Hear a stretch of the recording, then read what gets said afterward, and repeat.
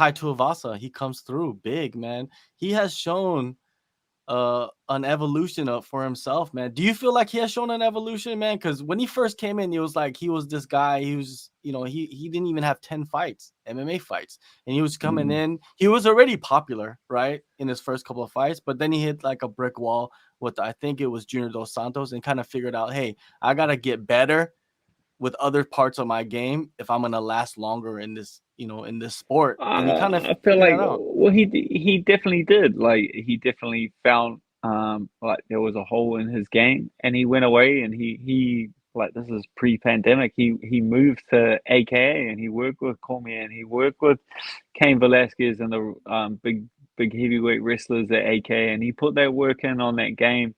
And then he moved away from his home and his family and his son, and he went to Dubai and he kind of immersed himself in the training over there with his coach Sully, and he really made some improvements and focused, and the proof is in the pudding. And you can see that five fight that's a 5 fight KO streak, and he just knocked out the number three in the world who just Yeah. lost for an interim title. So if he's not, he's definitely putting himself in the position to get himself a title shot. So it's cool to see, man. It's cool to see a guy that you've seen his whole UFC career. You've seen him before he's been in the UFC to now turn things around, right the ship, and to put himself in a position for a title is just phenomenal to see.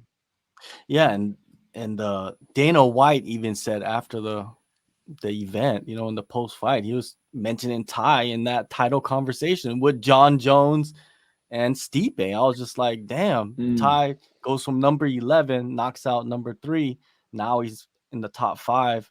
And, I don't think a lot of people believe that would have been the case. When he was going through that slump, right? When he lost to Junior Dos Santos, a lot of people thought, oh man, he's too one-dimensional. But like you said, you never can give up. I always tell people this: never give up on fighters, man. There's too many bandwagon people out there that just kind of like roll with you, and then you lose a couple, and they're just like, oh Yeah, no. that's the sport. Like that's the sport, and that's it's not even why I don't even dislike the sport for that because Mhm. you're as good as your last fight in this game, and that's just the way it is. Like people, you can say that like people count people out real quick, but people get on bandwagons real quick. Like one or two fights can and you can completely change your styles. That's the beauty of this game. You're as good as your last fight. You could be going terrible and then have a fight, turn things around, and then all of a sudden, you're the next big thing coming out. A lot of people counted out Tai when he was kind of on that run. Who was it? Like Sergey Spivak, I think. Like Mhm. got the job done over Tai, and then ever since then he turned things around and look at him now. Look at him now. You're in this game for as long as you back yourself. It's once you start second guessing yourself and counting yourself out, like the longer you beat yourself up over a loss, the longer it takes you to get over a loss. That's like the real truth in it. In that these people criticizing you don't actually care about your future or you doing well. That's like the funny thing about it. It's like you can't take their criticism to heart because not even they take their criticism to heart. Like they've moved on to the next thing. Like they tweet out, "Oh yeah, that guy should give up. He's shit." Blah blah blah. And then he's watching the fights next weekend and the weekend after that, and then he's completely forgot about you. But if you sit around beating yourself up for the next 6 months, like, oh man, I lost this fight, like, oh yeah, I suck. The longer you beat yourself up over it, the longer it takes to get over it. It's like Ty did the perfect thing. He believed in himself, he backed himself, he got back on the road, he took fights, and now he's back in the mix. Look at him now. Look at him now. Exactly, man. He's turning into a bona fide superstar. What I mean, in the sport, like it's great to see. What I mean. I remember one thing about Ty. I remember from like back in the day interviewing him is that he is the same guy Exactly the then same. and now. Exactly the same guy. Nothing has Exactly the changed. same.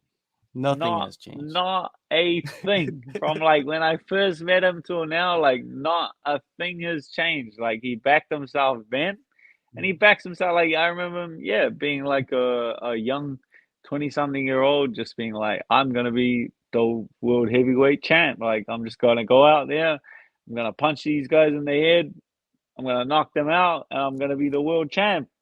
And he's still, if you ask him that question, he says, "Yeah, I'm gonna go out there, I'm gonna punch these guys in the head, and I'm gonna be world champ." Like that self belief is one of those things that can't be taught. No one can give you self belief, no matter how many pep talks someone gives you or motivational speeches you watch on the internet. Like self belief it just comes from within. Any shoeies in the past with Tuivasa for yourself? Tuivasa, I'm not a shoe guy. It's not a. I don't feel like it's a Kiwi thing. I think it's mainly it's an Aussie thing. We do a yard glass over here and different Mhm. things like that. But shoeies for them Aussies. Let's leave the shoeies for the We Aussies. got Rain. He says, "Is Tai Tuivasa Mark Hunt 2.0? You think?" Oh, you can say that, but they're their own animals, right? Like those are two. I feel like two very differing styles. Like Mark's like the big hooks over the top, very casual, slow. Like I feel like Ty's a lot more athletic, a lot more Mhm. like light on his feet, a lot more fleet-footed. Will dip in and out of distance a lot different. So I don't want to compare them. I don't want to compare them too much. Although there's like a lot of similarities and they've trained together and they're brothers and they look up to each other. If you actually watch them fight, I feel like there's a lot of like Ty's a lot more, I would say, like if you go back and watch like Sugar Ray, like Ray Sipple, like he's a lot more like light on his feet and Mhm. on his toes, and he can still for a heavyweight. Like I remember, yeah, I remember him when I first met him back in, I don't know, 2011, 2012 in Thailand, and he was like 100 and something crazy, like 150 something kilos. Like he was still like 20, 30 kilos off the heavyweight limit. And he was sparring Kai, who's a flyweight. Like Tai and Kai were sparring each other, and Tai is so athletic and he's so controlled that he was able to spar Kai because he's so nimble. Like it's very rare that you find a heavyweight that's not like plodding and heavy and slow and is so athletic and so nimble that he's able to move around with a flyweight and keep that same pace and that same speed and that same look and touch him but not be able to control his power enough to not hurt him or something. Yeah. I think Ty, like you mentioned, he's a little bit like lighter on the feet. Well, he's a lot lighter on the feet compared to Mark. Mark is more planted and just throws Mm. heavy. Ty is the speed. You know, what I mean, he has way more speed than Mark. I feel like Mark does have more power in his punches, right? But Ty has those elbows. We saw that in the fight against Derek Lewis.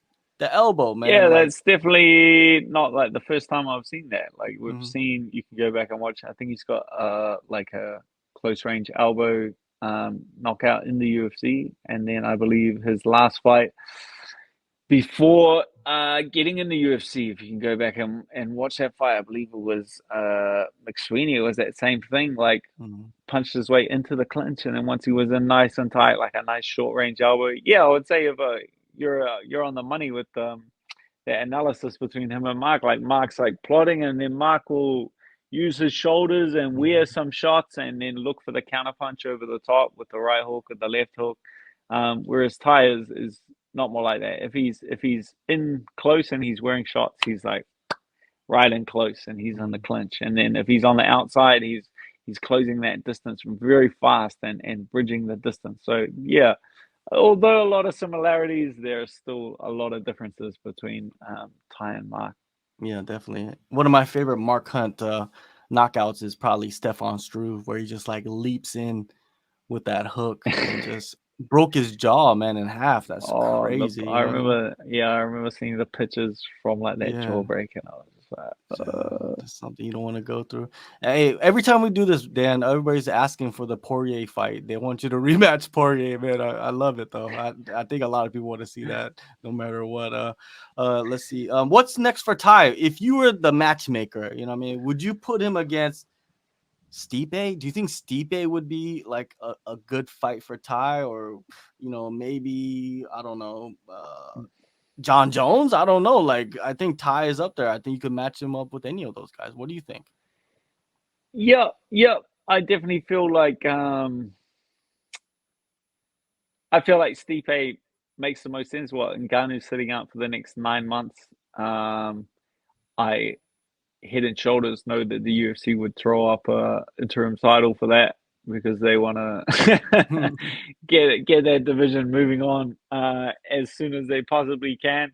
So an interim title between Tai and Stipe, I feel like would be perhaps the easiest fight to make.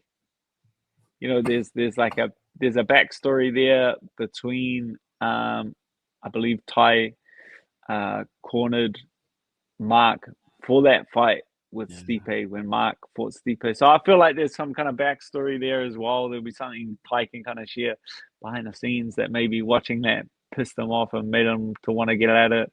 I know that, Stipe and John Jones have both shared John Jones especially shared that he wants to get in there with Stipe, and then someone else shared a tweet saying, yeah, you said that 10 years ago and nothing ever happened.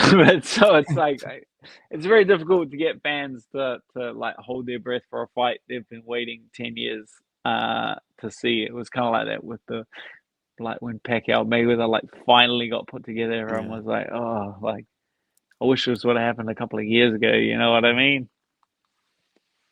Yeah, I think that would probably be the easier fight to put together. Maybe in the summer or something like that. It would be Stipe, because Stipe doesn't seem like he's in such a hurry to come back. And if he does come back, something should be on the line for him, because I do consider him probably the greatest UFC heavyweight of all time. Not the greatest heavyweight, but UFC heavyweight, clearly he is. You know what I mean? With the accolades and everything. And Tai, man, just jumping up in that position, he will do it in a heartbeat. You know what I mean? He don't give a shit. Like, he'll just Yeah, fight you you really couldn't turn down an opportunity like that. As soon as the gold gets put on the line, that really well, he said for this Derek Lewis fight, well, he was pissed. He was drunk at his mate's birthday, and he was just like, "Oh, what fight Derek Lewis in Houston? I'm in." Like Derek Lewis in Texas, like that's a fight that you can't pass up. That's just an incredible opportunity. Like as a fighter, you want to chase things that make your blood flow, right? Like that get you excited, and that's just one of those things that gets them excited. Thank you guys for watching the video to the end. Make sure you guys subscribe, hit the like button and the notification bell so you don't miss any of the content that we're putting out. We got a lot of things in the works, so please stay tuned.